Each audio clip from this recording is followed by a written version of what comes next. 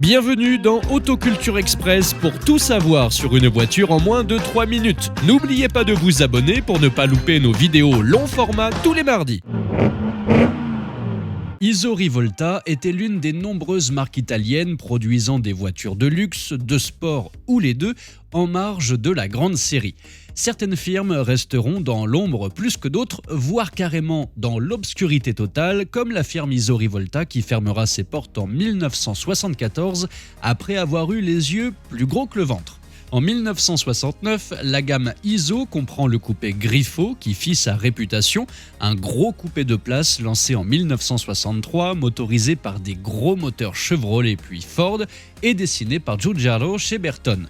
Mais aussi la grande berline S4 Fidia, partageant les mêmes moteurs, dessinée par Giugiaro chez Ghia et qui fit les délices de John Lennon notamment, lancée pour sa part en 1967. Entre les deux, il manque un chaînon qu'Iso comblera en lançant la Lele, une 2+2 lancée en 1969. Lele, vous allez me dire, qu'est-ce que c'est que ce nom ? Eh bien, pas besoin de service marketing pour trouver un nom. Lele, c'est tout simplement celui de la femme de Piero Rivolta, le fils du fondateur et alors directeur de l'entreprise. Pas besoin de fleurs pour signifier son amour, un nom de bagnole suffit. Très italien.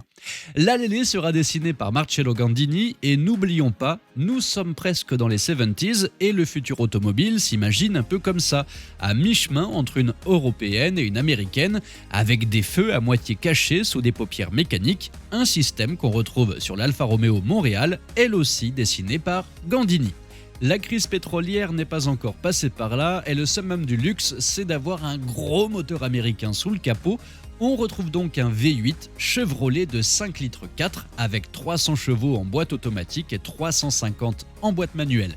C'est gros, ça glougloute, c'est puissant, sans transformer pour autant la Lele en super sportive. En 1970, le moteur évolue et passe à 5,7 litres tout en conservant les mêmes puissances.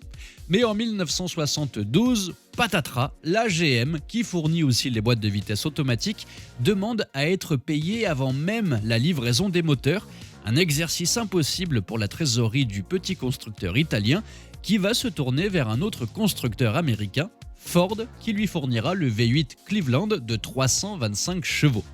En 1973, la version IR6 Sport reçoit ce même bloc, poussé à 360 chevaux. Malgré tout, les ventes de la Lele restent relativement confidentielles. En 1974, la firme Iso Rivolta décide d'améliorer son image de marque en participant au championnat de Formule 1. Rien que ça.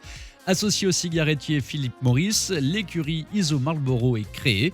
Elle précipitera la chute de l'entreprise qui n'avait pas les reins assez solides. Entre les frais de gestion de l'écurie, la baisse des ventes à cause de la crise mondiale qui suivit le premier choc pétrolier et le retard avec lequel le gouvernement américain attribua à Iso Motors le statut de petit constructeur, qui impliquait des normes d'homologation moins sévères, conduisirent à la cessation de l'activité de construction automobile le 31 décembre 1974. Au total, 285 exemplaires de Lele seulement seront produits entre 69 et 74. L'exclusivité de la Lele fait qu'il faut tout de même un portefeuille bien garni pour s'en offrir une, comptez minimum 70 000 €, ce qui fait quand même un petit paquet de pognon. Mais l'originalité, la distinction, en bref, la classe n'a pas de prix. Alors à vous de voir. Merci d'avoir suivi cette nouvelle vidéo. Et vous, est-ce que vous connaissiez la Lele ? Dites-moi ça dans les commentaires et n'oubliez pas de vous abonner. Et on se retrouve tout de suite dans la prochaine vidéo.